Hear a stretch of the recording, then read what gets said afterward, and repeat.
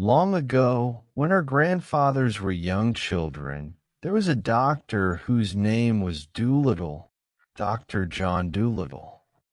He lived in a small town called Puddleby on the Marsh.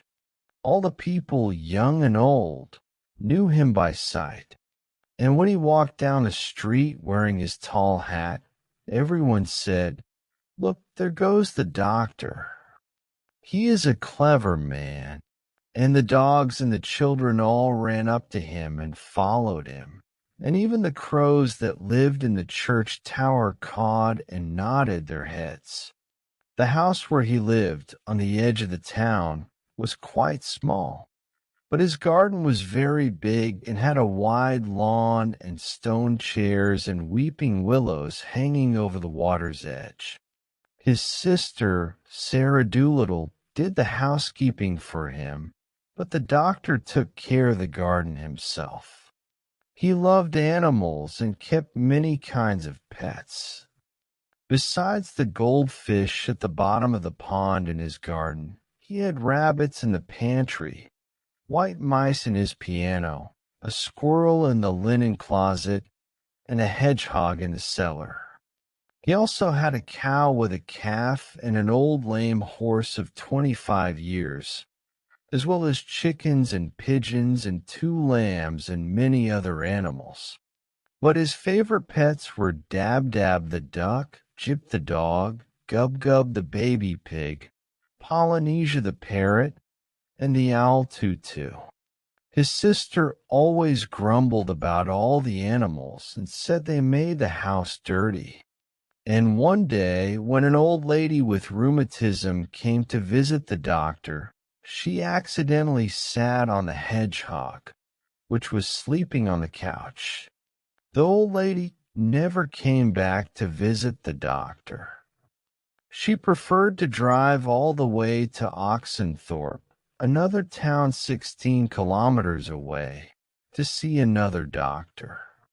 Then his sister, Sarah Dolittle, came to him and said, "John, how do you expect sick people to come visit you when you keep all these animals in the house?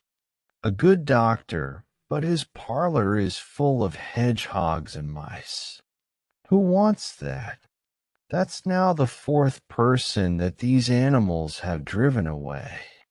Sir Jasper and the rector are also saying that they will not come near your house anymore, no matter how sick they are. We're getting poorer every day. If you keep this up, none of the best people will want you as a doctor. But I love the animals more than the kindest and best people," said the doctor. "You're ridiculous," said his sister and left the room.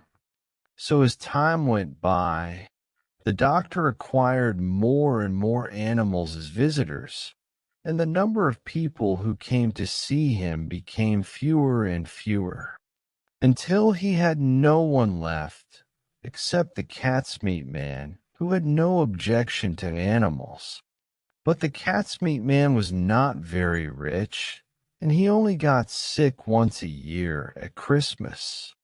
Then he gave the doctor 6 coins for a bottle of medicine. 6 coins a year was not enough to live on, even in those days long ago. If the doctor had not saved some money in his piggy bank, no one knows what would have happened. And he acquired more and more pets, and of course it cost a lot to feed them. And the money he had saved was getting less and less. Then he sold his piano and let the mice live in a desk drawer. But the money he got for that began to run out too. So he sold the brown suit he wore on Sundays and became poorer and poorer. And now, when he walked down the street wearing his tall hat, people said to each other, "Look, there goes John Dolittle." There was a time when he was the most famous doctor in the West. Look at him now. He has no money, and his socks are full of holes. But the dogs and cats and children still ran up to him and followed him through the town, just as they had done when he was rich.